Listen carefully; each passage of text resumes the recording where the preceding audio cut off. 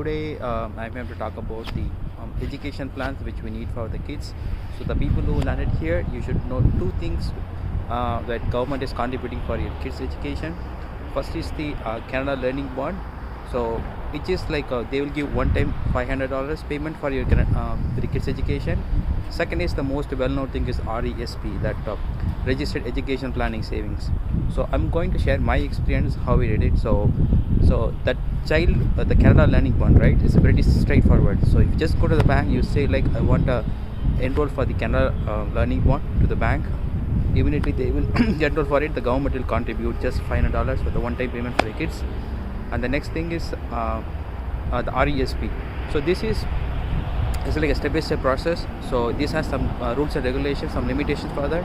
So this thing is like whatever the contribute with you, government will add 20% of it. For example, if you contribute $100 every month, government will add $20 to every month. So it will be useful only for education purpose. He can use for the tuition fees, transportations, other books fees. He can use it later. So how it works, like the maximum limit per year you can contribute is maximum is 2,500. So every year you can contribute until he finishes the high school, get into the university. So this amount is completely tax-free amount.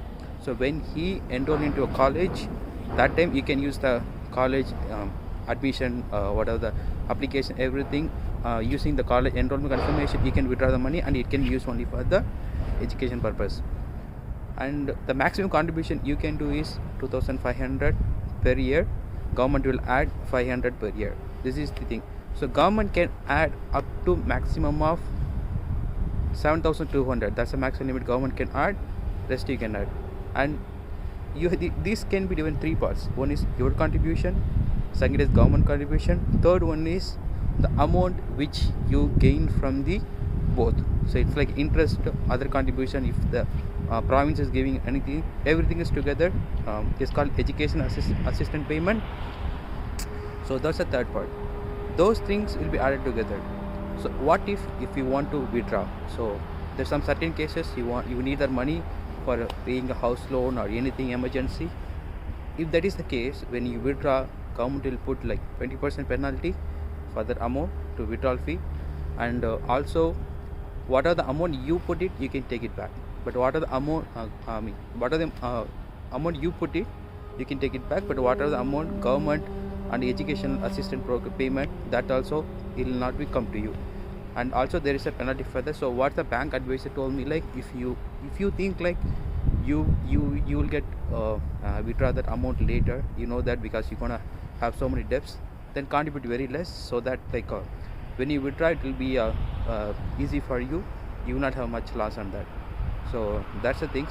And it cannot be, and after once your kids has been enrolled into high school, university, you can use the amount, or if you feel some of the amount still less, you can move to RRSP also. So that details I'll put in very detailed. Sorry, I forgot to add one more thing, like what is the steps to start that child Canada Learning Bond and the RESP.